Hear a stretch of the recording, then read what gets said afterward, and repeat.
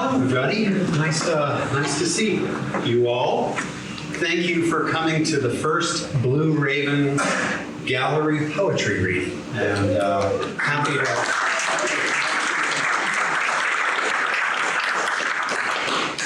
I'm Bruce Willard. My wife Jody over there, who's been curating the gallery. We welcome you, and it's good to see so many familiar faces. You know, it's been almost 50 years, I think, since I first came from Vermont over to Maine. And at the time, I was reading a lot of New England poets, Robert Frost and Donald Hall, and Robert Hayden, and I think Philip Booth quite a bit back then. And I've gone on to read far and wide beyond New England in the last decades. But I always remember coming to Maine the first time, thinking it was a special place to listen from. And I still feel that way. It's a place where the solitude of the natural world mixes with the world beyond in a special way. And that reminds me of something that Ed Hirsch said, that poetry speaks out of a solitude to a solitude. And I wonder if the solitude is a little louder here. And I hear Major Jackson when he said, and he introduced the poetry podcast called Slow Down. He said, "Nothing dignifies our existence like the poem, which comes forth as the voice of a human soul, an individual speaking, testifying, witnessing. And I wonder if that voice is a little easier to hear here." When I first thought of a poetry series, I wanted a home on the mid-coast where live poetry could be heard, a place to showcase established American voices and voices of Maine poets, a place to listen to all that's happening.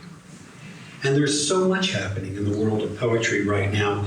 I'm tempted to say we're at a time of poetic ascendance, and yet I'm not sure I quite have the perspective of somebody like Ed to make that type of claim.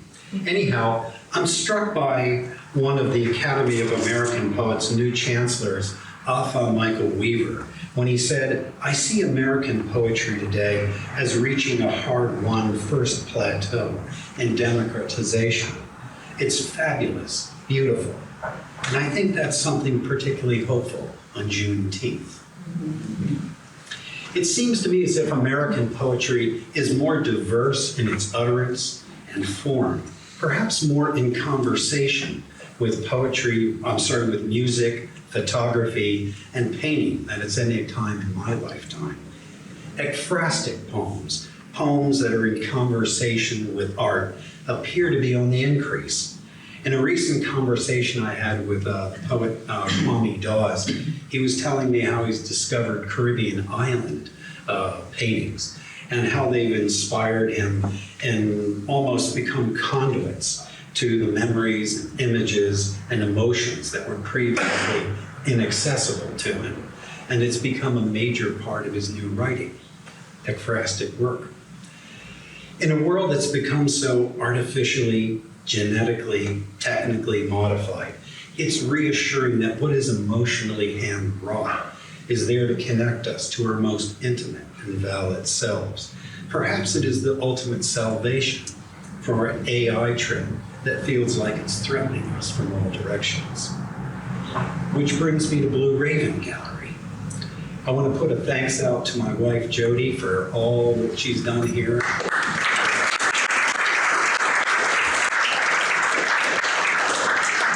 For the past year, curating, fixing up the gallery, making it what it is. I hope you'll have a chance after the reading to walk around and see the painting and sculpture, photography that's there. It's quite magnificent. And what a great place for poems to happen. So, love that. This is the first of four readings that we'll have this summer. Jennifer Groats will be reading with Samaha Abdurraqib on the 24th of July. Tim Siebels, who many of you may know, I think with his work on, I think it was at Stone Coast a couple of times. He'll be reading with Adrian Blevins on August 7th. Major Jackson and Albert Abanato will be reading in September on the 18th. All are free, all start at 7 o'clock, all are here in the gallery, and would love to have as many of you who can make it as possible for those readings. If you're interested, you know you can sign up poetry at blueravengallery.com. Also, on the table there's a sign-up list for the gallery, if we can let you know about art exhibits and things that are coming. We'd love to do that. And Gib was kind enough to bring a pamphlet and information on the Maine Writers and Publishers Association. If you're not a member, you should be. It's fabulous. Great organization. And they'll be sponsoring the Maine Lit Fest this coming October and May. After the reading tonight, a couple of things. Ed has offered to do a Q&A. So after he reads, we'll free up some space to do a little Q&A session. And then after we're done with that, we will be selling Ed Hirsch and Gibson Fay-LeBlanc's books. And they'll be willing to sign them for you if you're interested. We'll do that to the right here behind Ed after the reading is done. Before I introduce our first reader, one more thing. I want to acknowledge that today is Juneteenth. And in honor of that day, I thought I'd read a poem for Freddie Gray, Baltimore, which is from Arthur Michael Weaver's remarkable new book, A Fire in the Hills. Just won the Patterson Poetry Prize, and it's a magnificent book. So here's a poem for Freddie Gray, Baltimore.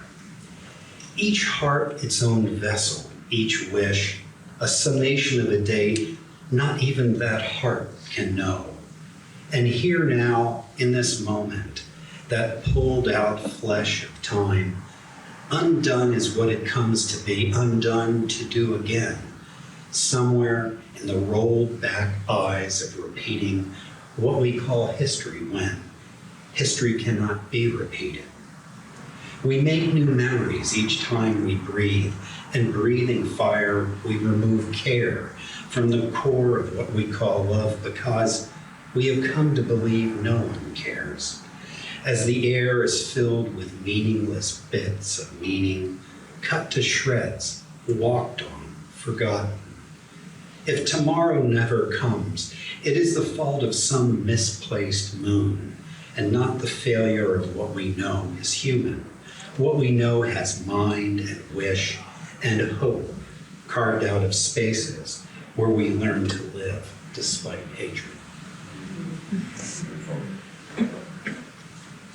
Tonight I have the honor to introduce a couple of truly wonderful poets. Our first reader, Gibson Fay-LeBlanc, is Portland-based and the author of two poetry collections, Death of a Ventriloquist, which won the highly esteemed Vassar Miller Prize, and was featured in Poets and Writers.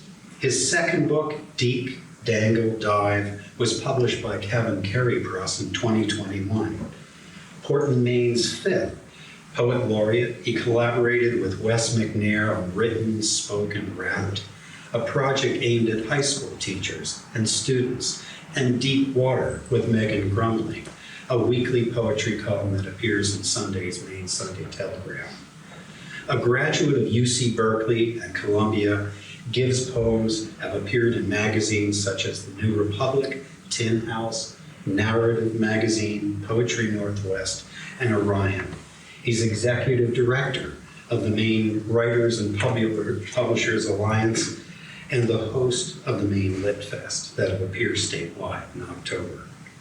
Please silence your cell phones if you would, and also if you could refrain from clapping after each poem. It's nice to sort of let the readers read through the entire batch and make an applause at the end. Gib?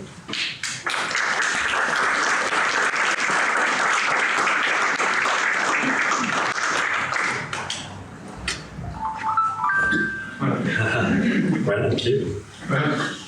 Thanks, everybody. Thanks for being here. It's wonderful thanks to Bruce and Jody for doing this, for this series, for this space.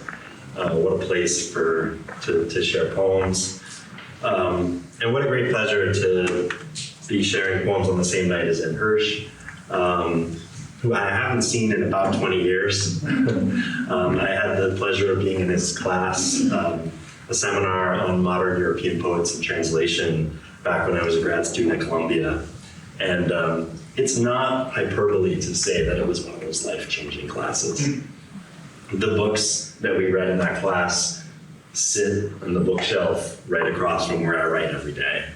Those poets, there were many, we read a lot and we talked about a lot of poems, but Rilke, Neruda, Salon, Miłosz, Szymborska, and more are important poets to me because of that class.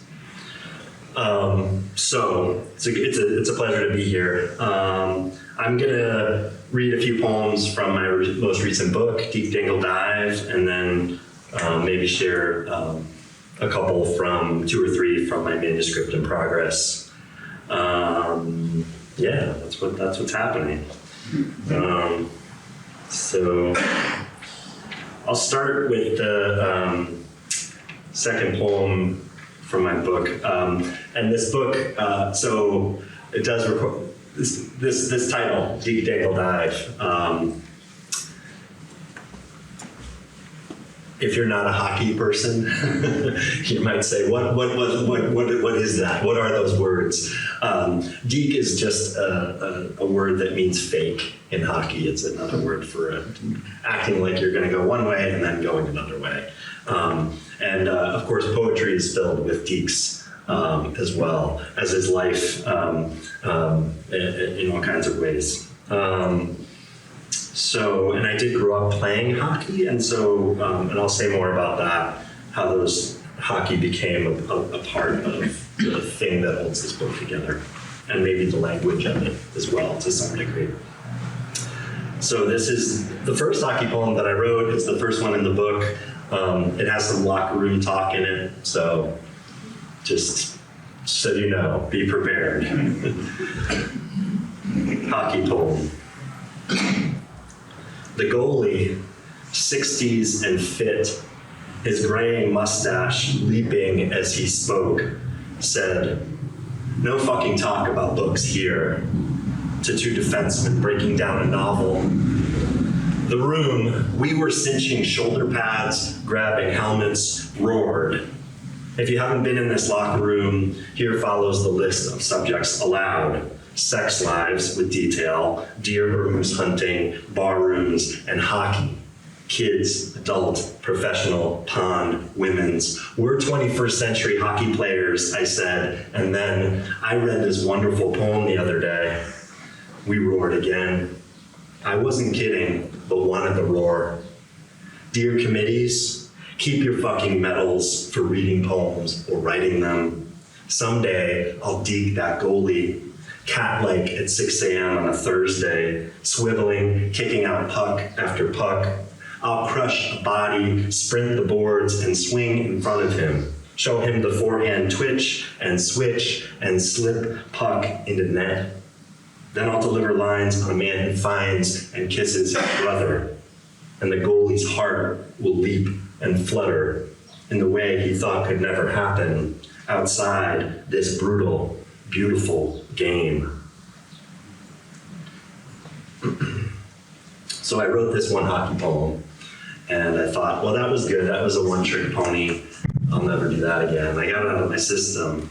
And then what happened is that my older brother, who I grew up playing hockey with, got cancer and had about 8 years of battling that. It's a common story, a story that many of us know.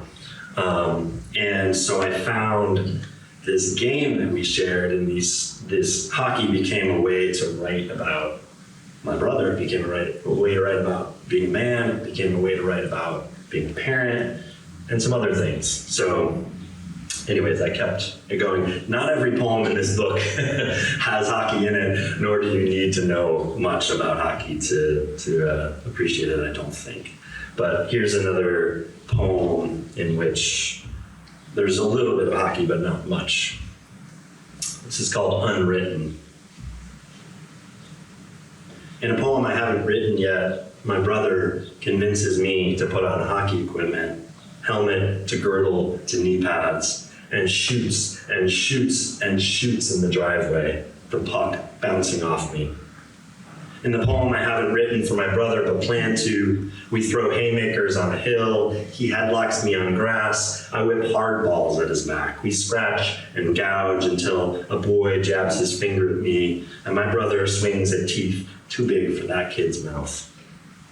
In the poem I won't let myself write, I say why I haven't written it, listing to my left with a tonnage in the bulkhead of bullshit that shifted, before admitting that I will see him with a little brother's eye, looking through racing glass. In the poem that doesn't exist, I smile rather than ask why one summer he slogged at Gold Coast dogs and walked the beach alone. I number the cracked bricks in our apartments and admit all the nicknames he gave me, even G-string.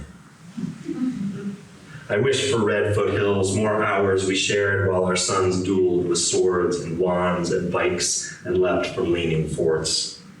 In the poem I don't write, and the one I'm left with, while the shadows of grander ones gesture on walls, you're worried from sleep by phantom pain and real pain and scads of pills and insurance papers. And I get down on my knees and pray, Lee, to all I barely believe, because how else will there be decades ahead to be brothers? In this poem I don't write, then don't write more.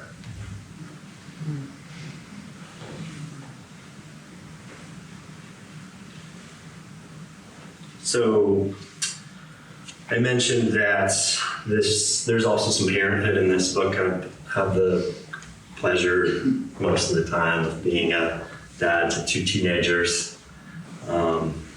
And this is a poem that was written when they were younger. It's called Mock Heroic. I knew a girl who came from a tower of a home in Cartagena, trust fund. No one had laid a hand on her.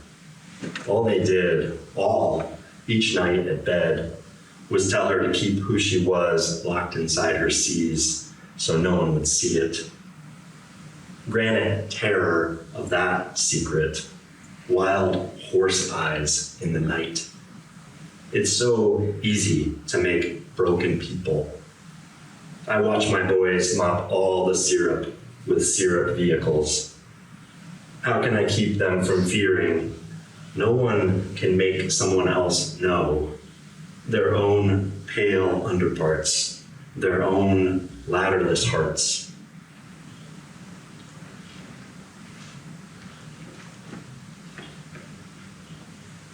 So, one other thread in this book, one of the things that I was doing when I was writing this book, and I was thinking about, well, I mentioned my brother, and he was in this long struggle with cancer. And I think in those kind of life or death situations, it's natural to somebody like me who writes poems to say, why bother? Like, what does a poem do? What's the point? Why do this thing in the face of, right, you could pick anything, right? There's lots of terrible things going on in the world at any point, locally and globally. So I spent some time thinking about that. There were times where I probably just didn't write, but I did find myself coming back to there's that famous quote by Auden, poetry makes nothing happen. It's quoted all the time, poetry makes nothing happen. We don't often get the rest of that quote, which is where the beauty and that nuance of it is, where the whole thing lives, really. So I'm just going to share with you, it's in the book. Auden wrote, poetry makes nothing happen. It survives in the valley of its making, where executives would never want to tamper. Flows on south from ranches of isolation and the busy griefs, raw towns that we believe and die in. It survives, a way of happening, a mouth. So that's So there's a few poems that contend with the idea of making nothing happen, and this is one of them. And this is me harkening back to when I was an undergrad and starting to write poetry. This is called Making Nothing, Bright Wings. At 21, there lived no evidence that I should write, no gift, no one asking me to give the dearest deep down things, or myself permission to skip a lab and admit that medical school was someone else's dream I then, now, did not need to have, hold, keep. Except that I knew a girl, except that college let me escape a family in pieces like almost every plate, bowl, or dish I've held. Except that I needed evidence that I felt things, that I had a life inside my life, and dear misspent youth, dear unshotted days. I needed sound flicking in the tinder and springing forth from tips of grass and memories with teeth. And there was so much rain in Worcester that I was bare, muddy, bent double, because I, from a long line of fakers, found a place I couldn't. I knew those terrible words would lead me on.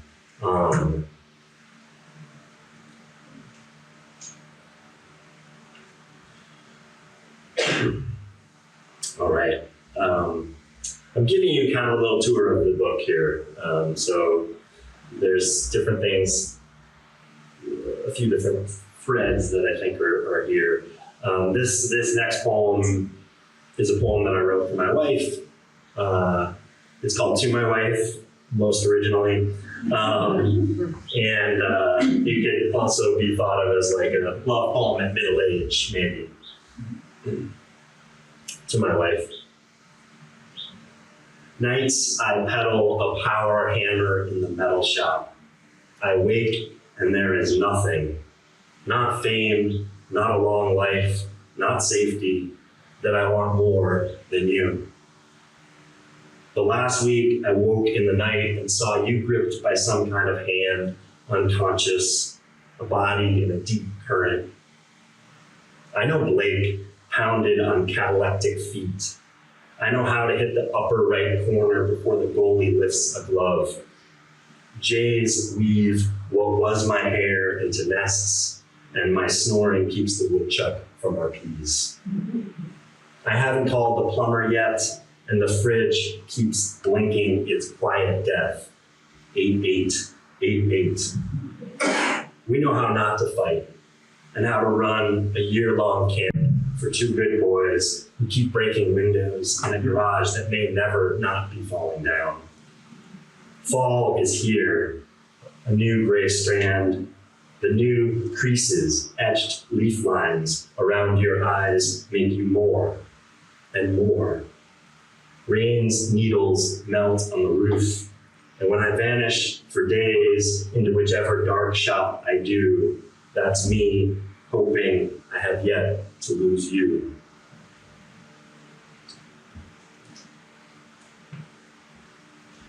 All right, maybe one more from this book, and then I'm going to read a couple new ones and we'll call it good.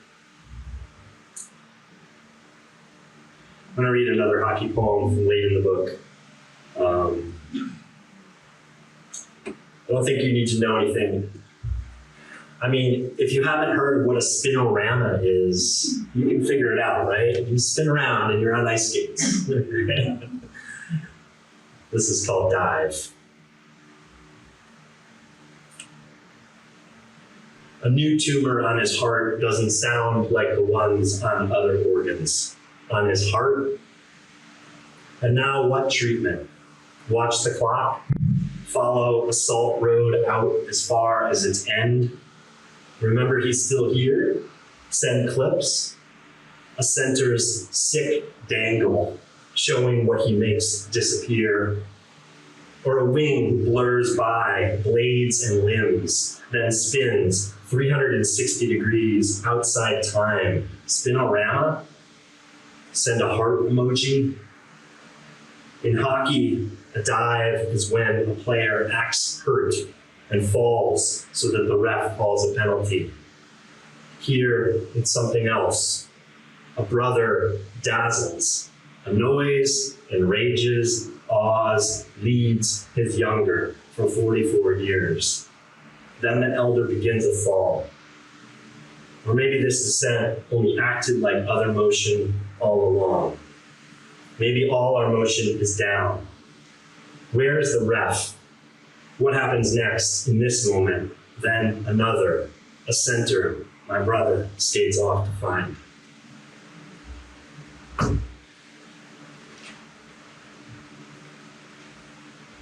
All right, I'm going to read a couple of things from this new manuscript that I'm working on, which is mostly poems and a little bit of prose. And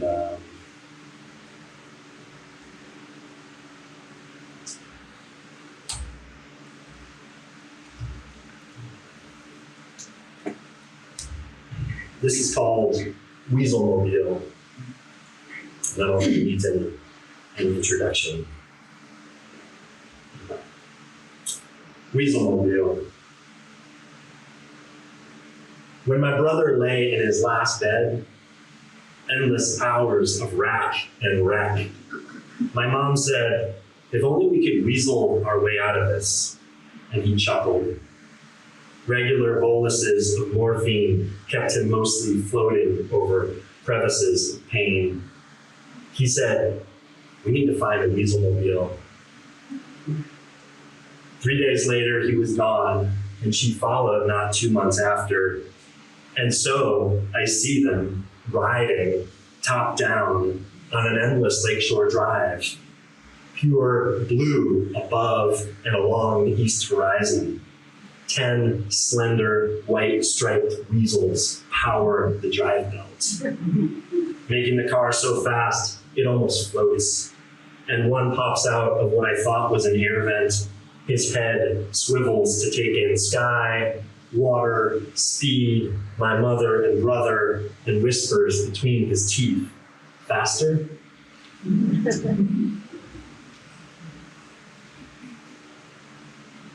All right, I'm going to read 2 more poems.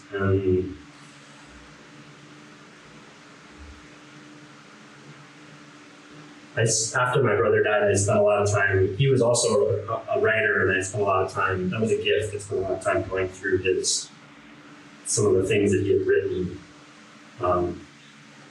He kept a blog during his long roller coaster journey. Anyways, this is one poem that comes out of something he said. It's called Give Up, Don't Give Up. Give up, don't give up was my brother's advice 3 years after his doctor said 6 weeks. My brother, years earlier ahead of me on the path above tree line, with lightning rolling in, so we ran all the way back, laughing and flashing light.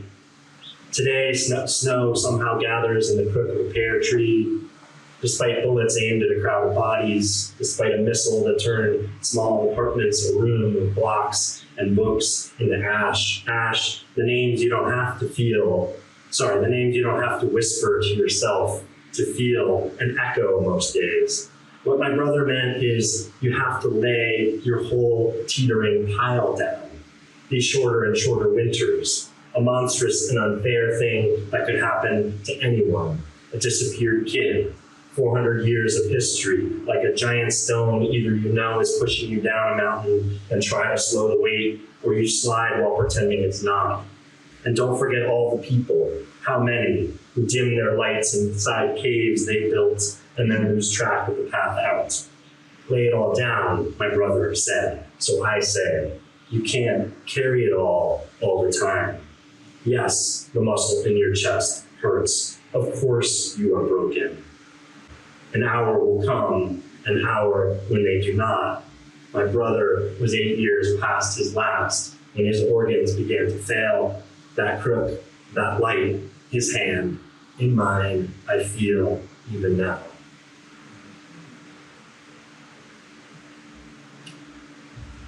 And finally, this is a poem that begins with Lorca, something that Federico Garcia Lorca, the Spanish poet, said. He's famous for a lot of things. He wrote a beautiful essay about duende, which is his theory of where sort of the artistic spirit comes from. So this poem has its title, takes its title from something that Lorca said about that. So the title is Lorca Says, "The duende loves the rim of the wound." There's a small crater in your chest your breath falls into at brief o'clock. It's like a section of paddock fence blew down in a nor'easter, and now your heart just keeps running unguarded. No going back to a previous body. No tagbacks, we used to say. This tuning fork vibrates forever after it's struck. They call a storm like that a microburst. You will never praise what happened. Two beloveds gone from their bodies during those long months when hospitals were overrun with the dead. No, you are not able to love the crater or the crater's edge. Maybe the edge of the edge. The pebbly skin the wind catches on and ripples. A place like the mutt you rescued and feed and walk, who, 7 years later, still growls sometimes at your touch. You stroke his scraggly black hair, avoiding his black eyes. You keep each other alive. Thank you.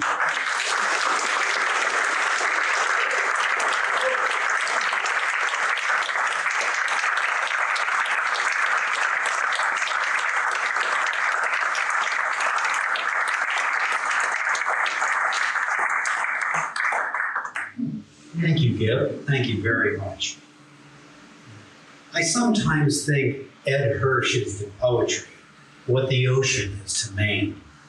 His poems are elemental, elegant, deeply nuanced, and deceptively powerful. They're emotionally charged but unsentimental, deadly serious, yet universally accessible, and with a levity and irony that invites and illuminates what it means to be human. Peter Campion in the New York Times described Ed Hirsch as a kind of model for the growth of poetic intelligence. And he went on to say of The Living Fire, one of Ed's books, Hirsch situates himself between the extraordinary and the ecstatic, the everyday and the otherworldly temper each other in these excellent poems, and American poetry gains new strength as a result. Born in 1950 in Chicago, Ed attended Grinnell College and the University of Pennsylvania, where he earned a PhD in folk art. He's published 10 books of poems, most recently Gabriel, a Poem, and Stranger by Night. And he's also published 6 prose books about poetry, including the indispensable 100 Poems to Break Your Heart and The Heart of American Poetry. In the latter are some of the most engaging essays on American poets, including ones on Peter Ruffke, Robert Hayden, and Garrett Hongwell. Ed has won, amongst other things, the National Book Critics Circle Award, the National Jewish Book Award, the Pablo Neruda Medal of Honor, and a MacArthur Fellowship. He taught at Wayne State University and the University of Houston, and now serves as the president of the John Simon Guggenheim Memorial Foundation. We're deeply grateful to have him here tonight, opening the Blue Raven Poetry Series. Eddie?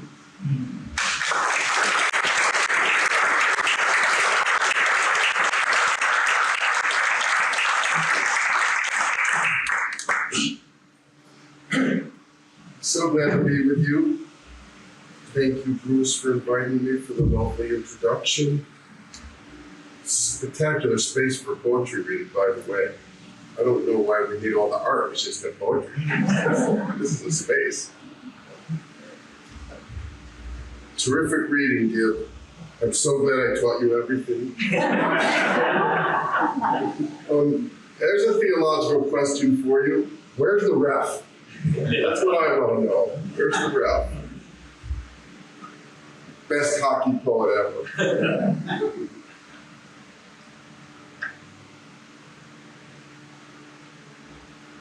Cotton candy. We walked on the bridge over the Chicago River for what turned out to be the last time. And I ate cotton candy, that sugary air, that sweet blue light spun out of nothingness. It was just a moment, really, nothing more. But I remember marveling at the sturdy cables of the bridge that held us up, and threading my fingers through the long and slender fingers of my grandfather, an old man from the old world who long ago disappeared into the nether regions. And I remember that 8-year-old boy who had tasted the sweetness of air, which still clings to my mouth and disappears when I breathe.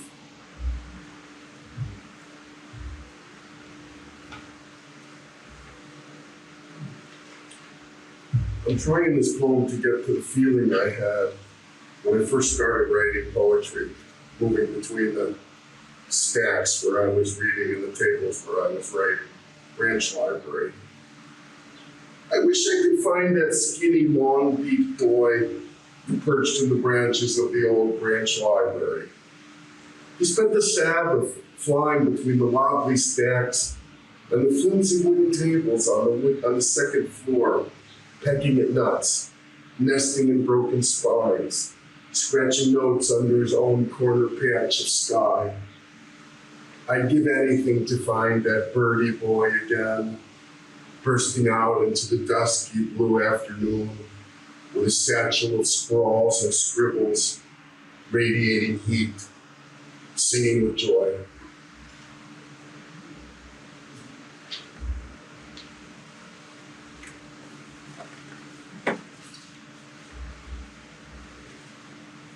Self-portrait.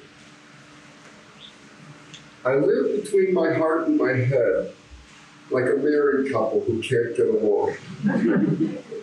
I live between my left arm, which is swift and sinister, and my right, which is righteous. I live between a laugh and a scowl, and voted against myself, a two-party system. My left leg dawdled or danced along, my right cleaved to the straight and narrow. My left shoulder was like a stripper on vacation. My right stood upright as a Roman soldier. Let's just say that my left side was the organ donor and leave my private parts alone. But as for my eyes, which are 2 shades of brown, well, Dionysus, meet Apollo. Look at Eve raising her left eyebrow while Adam puts his right foot down. No one expected to survive, but divorce seemed out of the question. I suppose my left hand and my right hand will be clasped over my chest in the coffin, and I'll be reconciled at last. I'll be whole again. This is called A Partial History of My Stupidity. You get to be a certain age, and you just can't do the whole thing.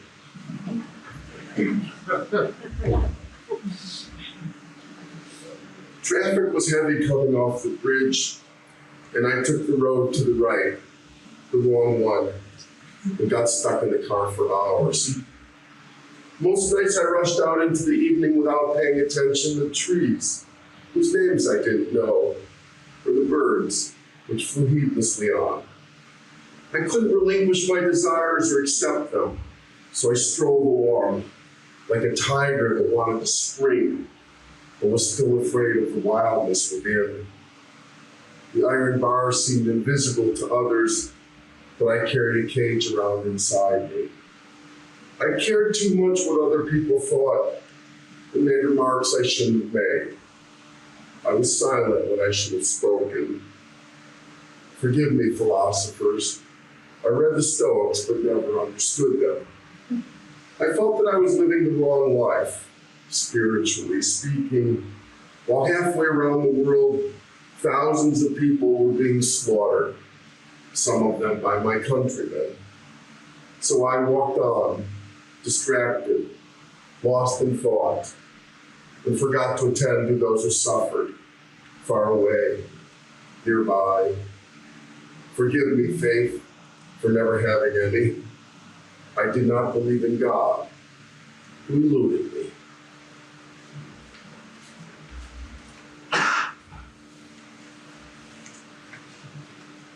I've written a book-length memorial for my poem, Gabriel. I'm just going to read you, it's a whole single thing, but I thought I'd read you a few sections from it. First, I want to read you a poem that I discovered it's the only poem that exists from a poet named Niconitis from the 3rd century BCE. It's untitled, but I call it Epitaph by Niconitis. His son is speaking from the grave. Traveler, I am the grave of Baiton. If you go from Tyrone to Amphipolis, give Nicarachus this message. His only son died in a storm in early winter before sunrise.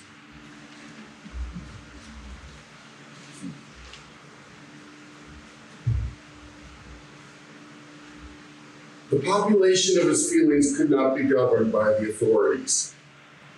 He had reasons why reason disobeyed him and voted him out of office. Anxiety, his constant companion, made it difficult to rest. Unruly party of one. Forget about truces or compromises. The barricades would be stormed. Every day was an emergency. Every day called for another emergency meeting of the cabinet. In his country, there were scenes of spectacular carnage. Hurricanes welcomed him. He endured typhoons and tornadoes, furies unleashed, houses lifted up and carried to the sea, uncontained, uncontainable. Unbolt the doors, fling open the gates. Here he comes, chaotic wind of the gods. He was trouble, but he was our trouble.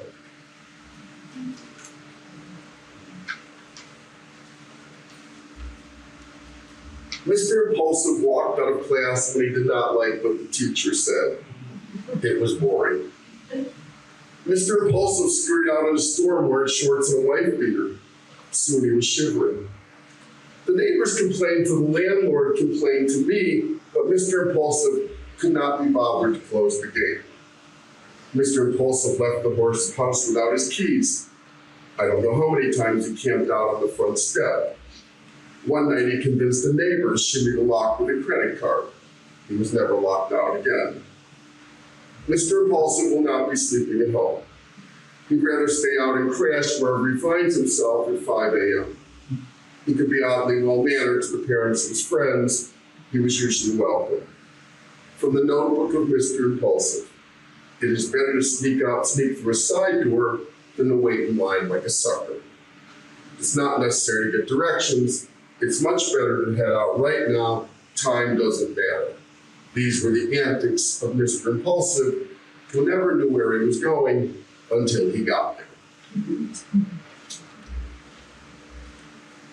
From the storybook of bluster and bad judgment, from the annals of loneliness, from the history of kids he met on the street in special programs, it was dangerous to stay in Amherst. Lord of misadventure, I'm scared of rounding him up and turning him into a story. God of scribbles and erasures, I hope he shines through like a Giacometti portrait. I keep scraping the canvas and painting him over again, but he keeps slipping away. He was like a spider preyed on by other spiders and older insects.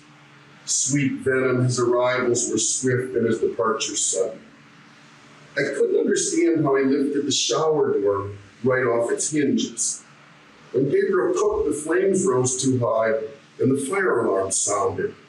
When the fire alarm sounded, he tore it off the wall and left the wires dangling.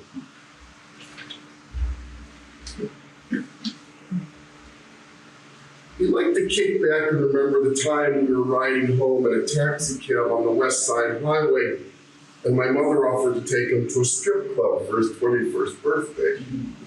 What's wrong with that, she wanted to know. Why can't they celebrate together? That's just what you want, he bellowed, going for a lap dance with Grandma. He liked to kick back and declare he wanted to track down his birth mother to see if he really had Celtic blood. He liked to kick back and tell my family about the time he saw an American Hasidic Jewish reggae musician at Hampshire College. He saw Nicolas Cage going up an escalator at a movie theater and turned to his friends. I hate Nicolas Cage. He has such a big head. He liked to kick back and tell us how much he liked weed and shrooms. How bad could it be for you, he said. Comes out of the ground. He liked to kick back and roll a spliff with his friends at night. He always liked to go higher and higher. Where here, he'd say, lifting his hand to the middle of his chest. But we need to go here, he continued on, and raised his hand up to his neck.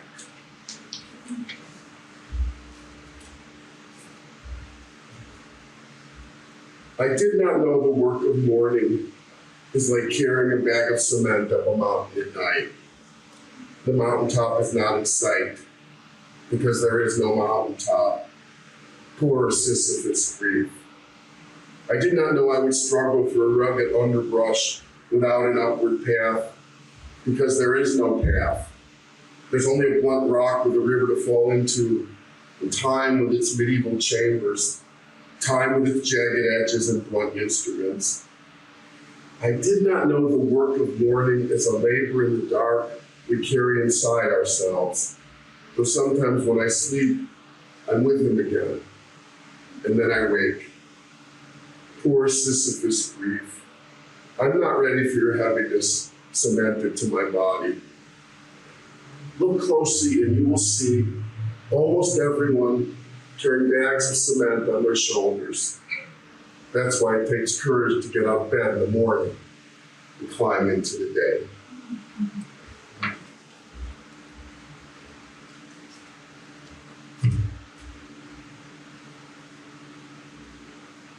This is from Stranger by Night.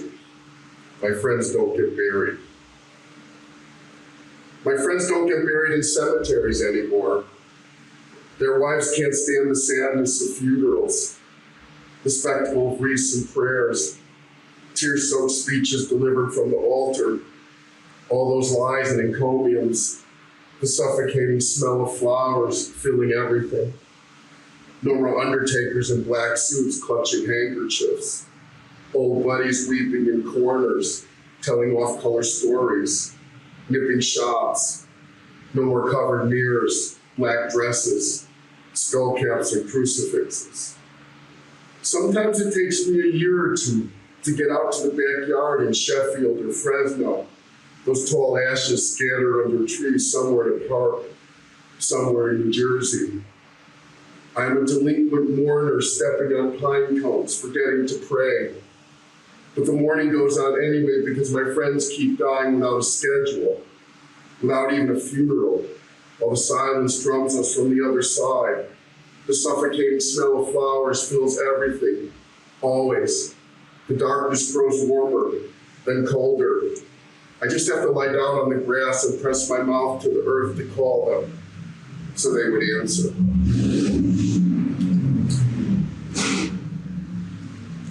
I like the way you punctuate poems in Maine. You like start roaring on the engine. The black dress. I don't know why I opened her book almost randomly on a whim. It signaled me from the shelf after all these years, like a burning black dress tangled in the branches. Her dress. She was the one who was burning. And that's when the letter fell out. A love letter, sort of, after we'd given up on each other, or did we? Our impossibility. And suddenly it came back to me in a rush, that night in Boston, a restaurant on the harbor, a storm simmering outside, that slinky black dress she was wearing. I didn't know she was burning inside of it. I thought it was the coming storm, summer lightning. I didn't know I was turning the pages of her book, her body, which I would read so closely. I wanted it so desperately. She was the fire. I didn't know she was already mourning for her childhood in the orchard, her lost self.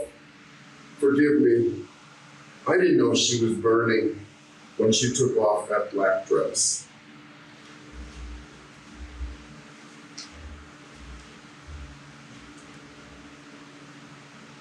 I have a group of poems about when I first started teaching in the 1970s in the Writers in the Schools program in Pennsylvania. It took me all these years to write about them. I think it's because I'm coming to the end of my teaching life, and suddenly it had me circle back to when I first started. Konstantin Kavafi wrote a series of poems called Days Out. Marvelous. His poems are erotic. But I love the idea of it, and here's Days in 1975. It started with a tattered blue secret basho, the windswept spirit riding my back pocket for luck. It started with a walk through woods at dawn, mud on my new shoes, high humming in the trees. I was not prepared for the scent of freshly turned soil to pervade the empty classroom, or the morning to commence with a bell that did not stop ringing in my head. So many expectations filed noiselessly into the room. I was ready to begin. From the tall windows, I could see a storefront church opening on the other side of the polluted river. I remember walking past the rows and rows of bent heads, scarred desks, and gazing up at the endless mountains. In those hopeful days of 1975, I drove the country roads in honor of radiance. O spirit of poetry, souls of those I have loved, come back to teach me again.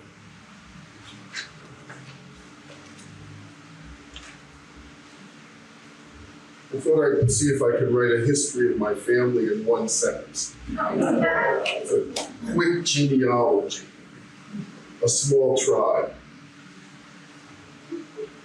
The legend of a small tribe who crossed the steppes to become Eastern European eyeglass grinders with weak eyesight, horse traders, deserters from the Russian army, peddlers, impractical merchants, men who cried at the sad stories of women in tenements, who made their mothers laugh over steaming cups of coffee at the kitchen table, social democrats who argued with anarchists and communists, failed businessmen who stuck into Carnegie Hall to hear Rubinstein playing Chopin, and then stood on a soapbox in Union Square shouting for justice in the Spanish Civil War, who loved used bookstores and the musty-back stacks of old libraries, but started a drugstore in Rochester, or sat on a suitcase waiting for the train of misfortune, selling shirts on Maxwell Street, asthmatics, non-assimilators, whose daughters married developers who never developed,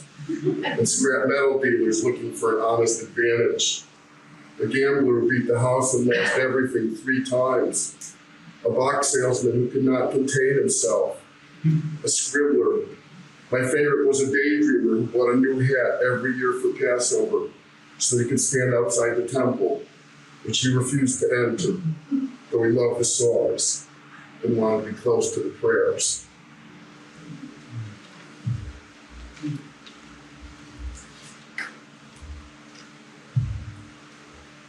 This is for the writers in the room. You trade, I assume that's everyone except Jody. Jody's probably a writer too.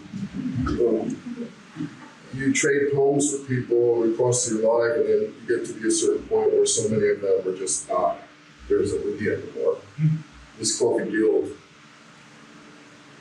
Goodbye to the years we spent leaning over badly typed poems and cramped studies in dank hotel rooms, half crazed, inconsolable, constantly jabbing pencils at each other, brooding, smoking on the balcony across from a temple on the other side of the river one night in Rome, loyal or disloyal to the old gods, our flawed mentors, our weakness for standing at the podium seeking applause, slashing lines, reciting Blake or Yeats, giving up sleep for late night sessions, listening to Coltrane, and gossiping about new books and poets who've been dead for centuries, facing each other, knee to knee, or sitting side by side over each fresh draft, furiously arguing about this enjambment or that illusion, mysteries of the craft, the muse, our shoulders touching, our voices growing hoarse with laughter, or walking out to the pier a few yards from the sea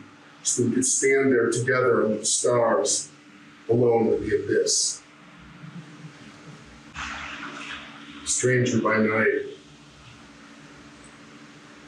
After I lost my peripheral vision, I started getting sideswiped by pedestrians cutting in front of me, almost randomly, like memories I couldn't see coming as I left the building at twilight, or stepped gingerly off the curb, or even just crossed the wet pavement to the stairs descending precipitously into the subway station. And I apologized to every one of those strangers jostling me in a world that had grown stranger by night.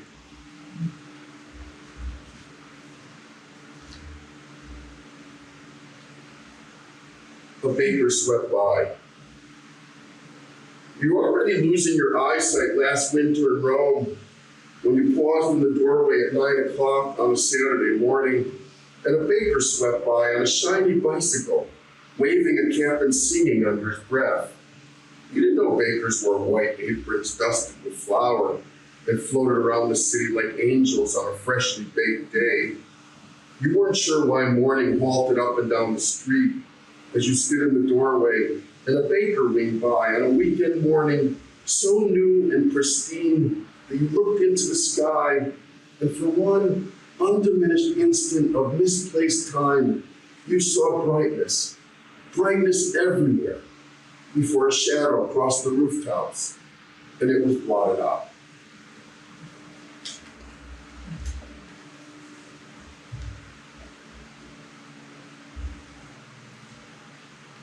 I walked out of the cemetery. I put down my prayer book and sifted through a wave of fresh mourners gathering in a nearby grave. I didn't stop to ask who had died. I didn't wait for the 8 pallbearers lurching toward us with a casket in their hands. I didn't even pause to wonder about a young woman lifting her veil and applying lipstick under a long-limbed sycamore on the side of the road. For once, I didn't look back. The dying goes on. It never stops. There was a new procession of black sedans winding down the lane, but I didn't hesitate to step around them on my mission to leave these hallowed grounds. I felt so liberated, I couldn't help waving to a group of teenagers listening to rowdy music and drinking beer in the parking lot behind the chapel.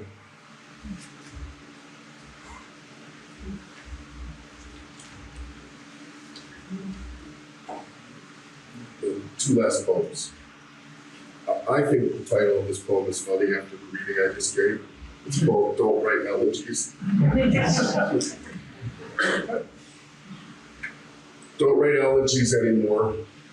Let someone else stumble past the mausoleum and grieve under the calm shade of a plane tree, wiping away the tears of his ex-wife, staining the knees of his black suit, first sobbing, then choking back sobs, comforting others, consoling himself by scrubbing the white stone and weeding the plot year after year.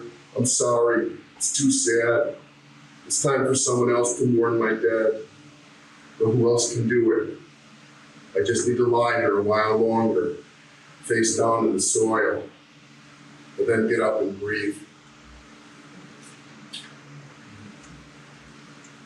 I was never able to pray. Wheel me down to the shore where the lighthouse was abandoned and the moon tolls in the rafters. Let me hear the wind paging through the trees and see the stars flaring out one by one like the forgotten faces of the dead. I was never able to pray, but let me inscribe my name in the book of waves and then stare into the dome of a sky that never ends and see my voice sail into the night. Thank you.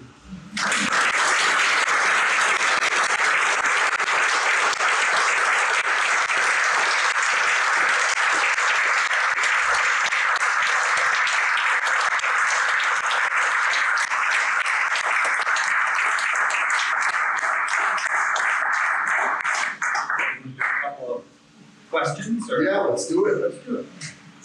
Ed has graciously offered to do a little question and answer. Could be on his poems, on poetry. What about Gibbs? Henry. Let's get him there too. Yeah, absolutely. I told Gib we're gonna have a test for you. One of us lives in Maine. Quiz for you if you were came to the reading, like which one? We're gonna see if the audience can pass. And then we'll see if they're rude or right. They'll only ask questions to the writer from Maine, or they won't ask any questions. True colors. Yeah, exactly. We're gonna see. It's on you now.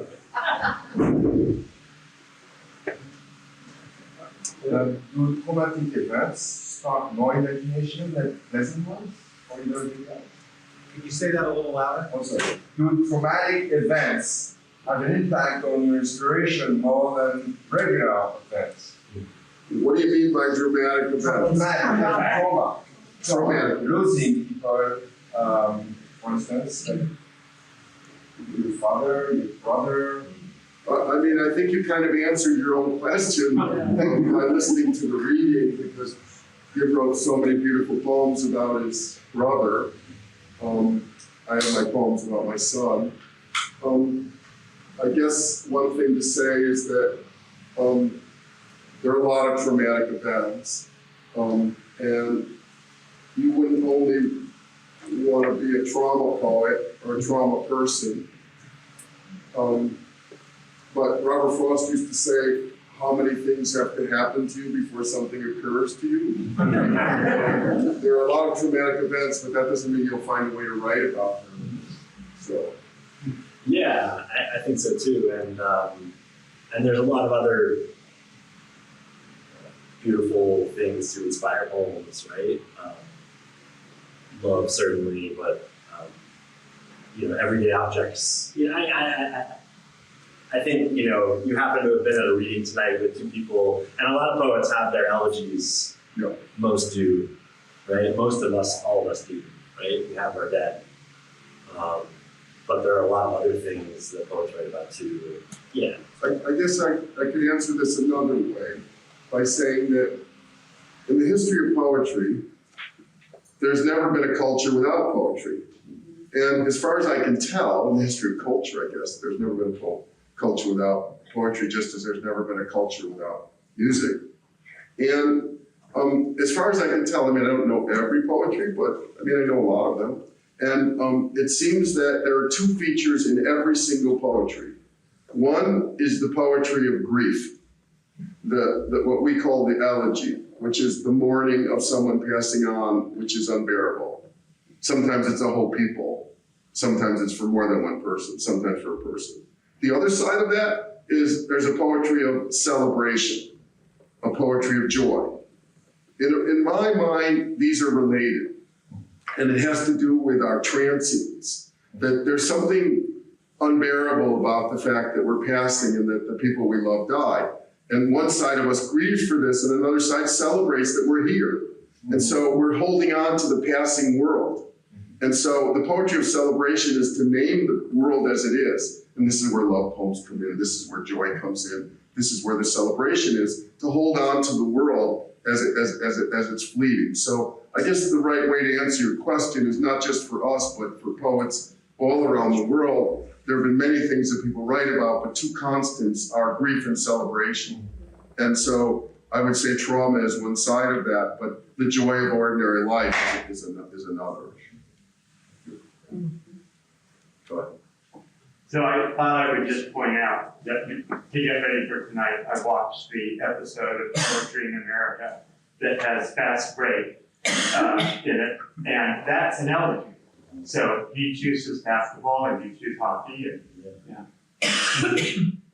So I can't remember. Thank you for watching that. I thought it was pretty good. It's the only place you can hear Shaq give a poetry reading. Right? Shaq is reading the poem. So, but I like they got me for this show to coach a bunch of junior high elementary school teachers and teach them a fast break. It was so funny. But anyway, when I was just to tell you a story about this poem, when I was in my 30s, my closest friend taught with me at Wayne State University. He's a taught film named Dennis Turner, and we played a lot of hoops together and pickup basketball we taught. One day I took him to the hospital, he had a stomach ache. And when he came out of the hospital, it looks like he had primary liver cancer, which, as you know, is a fatal diagnosis. So Dennis said, well, if I have liver cancer, you owe me a poem. I said, cut it out. He goes, and could you try not to make it too romantic? The guy's like giving me an assignment. So after Dennis died, I had this assignment, which I owe a poem, but it can't be too romantic. And so I was trying to write about something, and then I thought, we wrote about basketball. We played basketball together, sort of like your way in. And then I got the idea, just sort of noodling around for weeks and weeks, trying to figure out what to do, to write a poem in the structure of a single play. Instead of like writing a sonnet or a villanelle, what would happen if you tried to imitate in one sentence the way a fast break unfolds? And I got so involved in that. I mean, it takes a long time to write a long sentence that's a follow-up play. And so I was working on that, and honestly, I kind of forgot about Dennis. Because it was so hard to work through the idea, which I liked, which seemed to be in honor of him. And then there's the moment in the poem where the guy goes up for a shot, laying it gently against the backboard for a layup, but losing his balance in the process, inexplicably falling, hitting the floor with a wild headlong motion for the game he loved like a country, and swiveling back to see an orange blur floating perfectly through the net. I realized I was writing an elegy too. That the poem about basketball, when the player separates himself and goes up, it became an elegy, but I guess a sideways elegy. And that's a lot of what you're doing with your hockey poems. You're not looking at it directly. That's right. You're looking at it through the lens of something you did together. That's right. I applaud your television choices. In one of your poems, you mentioned drafts. So I'm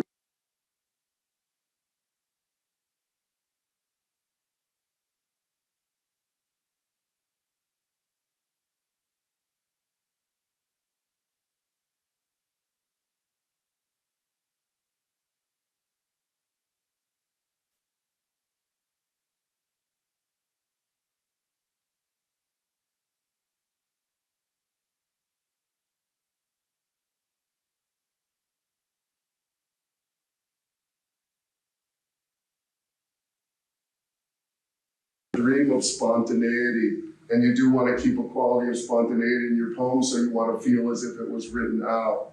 But there are occasionally, this sometimes happens to someone somewhere. It hasn't happened to me. I'm still waiting that hopefully this will. And sometimes things come faster than others. But you're trying in a poem. There's a certain point where the poem takes over from what you want it to be to what you think it should be or what it is. It starts to take a life of its own. And your job is to try and get out of the way and figure out what that is, because there's a lot in the way, which is there's a lot in your unconscious that doesn't want to talk about certain things. Because I think writing poetry is like psychoanalysis. You're supposed to go to where it's difficult. And so that's hard. And so there's a lot blocking it. And so the writing of the poem is to find out what exactly the poem is. And I guess I would give you, I'll say along these lines, no matter how many drafts you have, as the poem articulates, sometimes you can't finish a poem. And in my experience of not being able to finish a poem, one of two things is the cause. One, I don't have the chops. Like, I haven't figured out how to do it. Like, you have to come up with another way. Like, in order to write my poem about Gabriel, I had to figure out a way to do that. And at first I didn't have that. And then I got the idea of writing a poem without punctuation, and then putting it in stanzas, 3-line stanzas are all the same. Anyway, I got an idea, and I got a formal idea, and that was liberating to me. And then the other thing is you can't finish a poem because you're just not ready to face it, because it's just too difficult. And you're just not willing to fess up to what's involved. And then there's just the work of getting the thing into its place. But I think that, you just sort of let yourself in for the long haul. Yeah, absolutely. I mean, I was just gonna add something small and say that all the work is in the drafts. I mean, like the first thing is great, you know, it's great to have something on the page, but everything happens after that. You know, that's you know, this manuscript that I'm working on right now is maybe 6 or 7 versions in on the whole thing, and you know, on each individual poem, I'm probably 20. You know, I mean, some of them they maybe happen quicker, but most just take a long, long time, and you just have to bake in the oven, and I have to come back to it and put it away. My own experience is when you're going on something, at first it's really heavy lifting, and then it starts to get, once you find something, it starts to go faster, and by the end it's really, they're like really going downhill. You're like racing once you found it, but getting there can be challenging. So people who say they don't revise make me worry about the quality of their work. But sometimes people feel they can get something spontaneous. And you do, if you're blocking yourself, then you do need to just write to make sure you keep going. William Stafford was a great believer in this, just making sure that you don't stop yourself so much by your standards that you don't write at all. You need to get something down. And I guess along those same lines, I'd say at a certain point, you also have to let it go. You just go, because I've known people who've been paralyzed by perfectionism. And I would say that you really have to do your best. That's important. But once you do your best, you just go, well, this is as good as I can do. This is my job. I've done what I can. I just don't know how to do anything better. Maybe someday I'll be better and I'll be able to do more. But right now, this is all I can do. That's right. The magazine writers that I know taught working with some closely years ago taught me about just, you know, there's the ship at date. They have deadlines. Right? Exactly. And I think that's helpful. I've done that to myself sometimes. Like, I'm just going to do what I can to this point and then see what happens. Yeah. Other questions? And one more to go back. What is the spark that will provoke spontaneity in the poem that you say, I gotta write about it? Whether a spontaneous poem, there's a spark somewhere. Where does the spark come from? To you poets, as a poet. Then where does the spark come from? The poem. Where does it begin? That's my understanding. I listened to your 2 poets and I didn't hear any. I'm just wondering where the spark is. Like, when is this thing gonna get going? Yeah. I heard a lot of poems. I don't feel any spark. Like, whoa. Already modest. I mean, sometimes it's just linguistic. Yeah. Sometimes it's just the sound of something. Sometimes it's catalyzed by an event. Sometimes it's about a person. And sometimes it's about a person, but you don't know where it's, like I had it in my mind for a long time after he died that I wanted to write a poem about my friend Fay-LeBlanc, but I couldn't quite figure out where.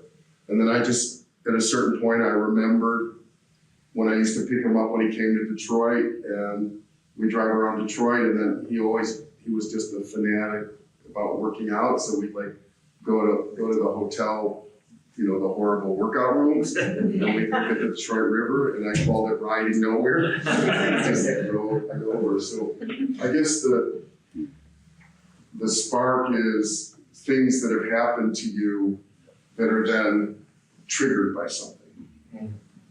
I was going to just say, building on what you were saying earlier, and I've definitely had that experience too. I mean, I think sometimes people think of formal poems or poems that have a heavy formal element to them as like some, you know, it's like you're putting on a straitjacket or something, you got to stay in this narrow lane. But a lot of times it can be incredibly freeing to feel like you found the right form for a particular subject or a thing you're trying to say, and it can really, that can be a spark in and of itself, a formal spark, finding like, oh, I just need to do these kind of stanzas or this kind of line or these kind of rhymes. And it sometimes can remove the conscious mind a little bit, because the conscious mind has to worry about doing that stuff, and the unconscious mind might have a little bit more room to roam. I'm really glad you brought that up, because this brings up the other side of things, because we've just been talking about personal experience, but the other side of this is that all the poems you love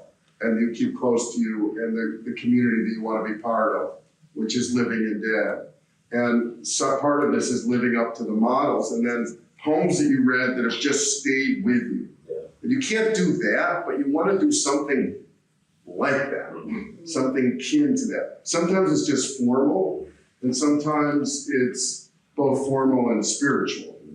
And it could be from any century, and it could be any form of it. So I wrote this book called 100 Poems to Break Your Heart, which 100 poems, I write about each one.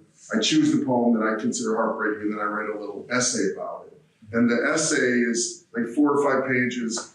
It was a trick that I sort of tried to deal with at other times, which is the stories in this book are really steep. Like everyone has really suffered something in this. And so, but they're also writing sonnets and villanelles and formal poems. And so you're trying to honor what the poem is doing.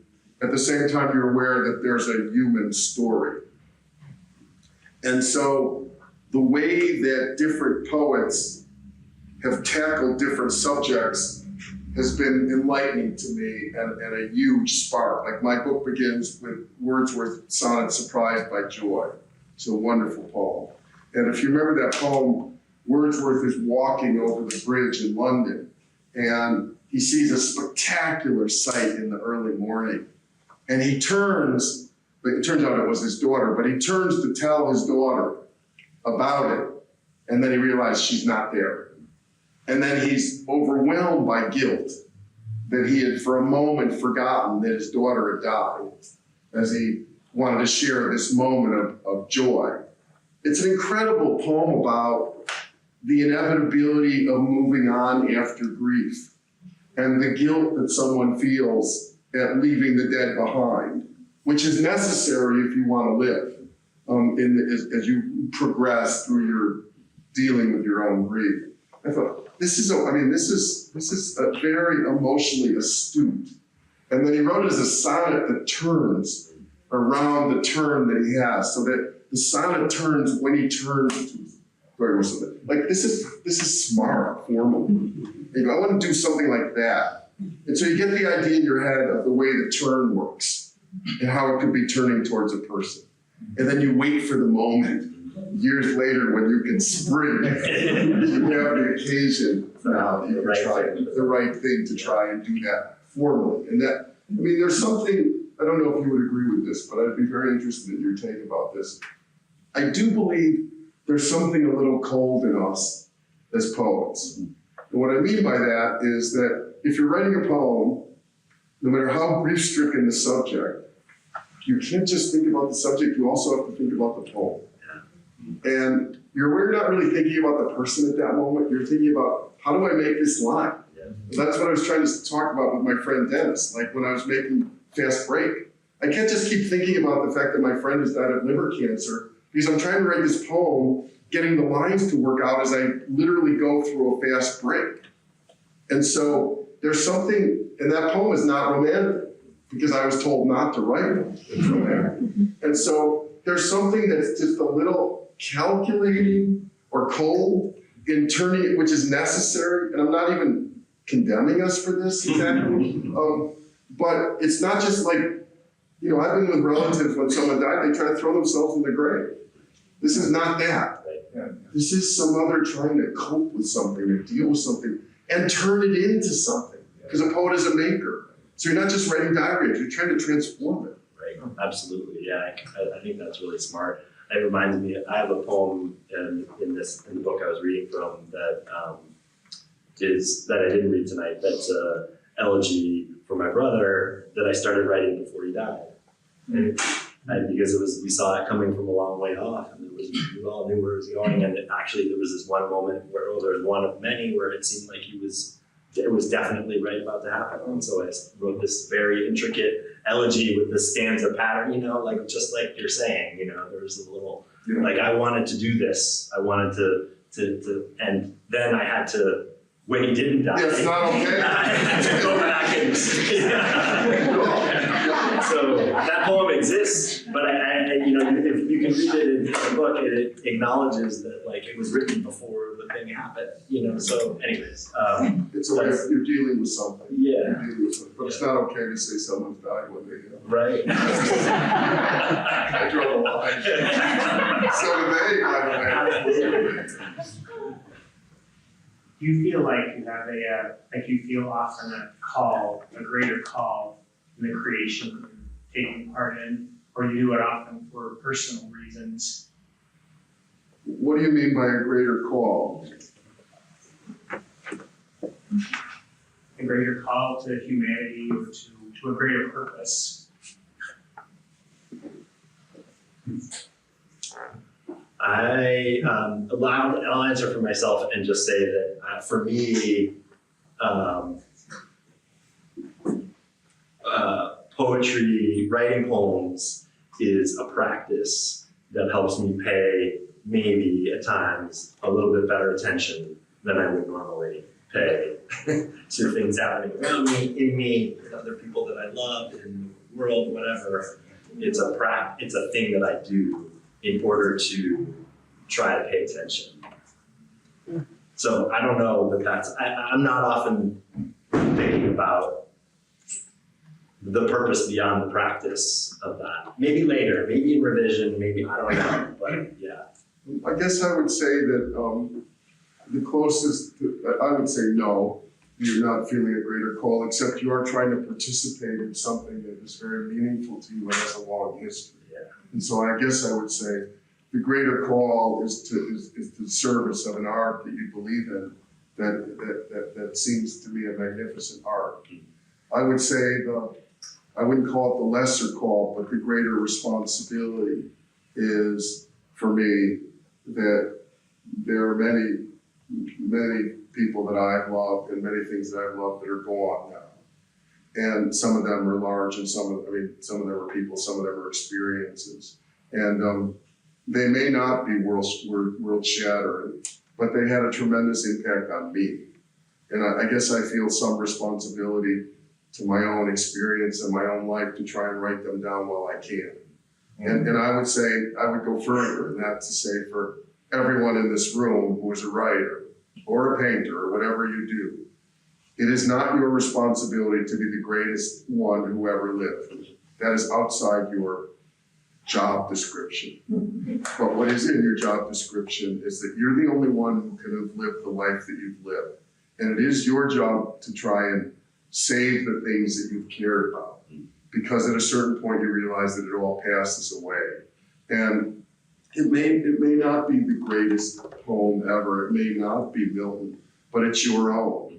And it's your job to write the ones that only you can write.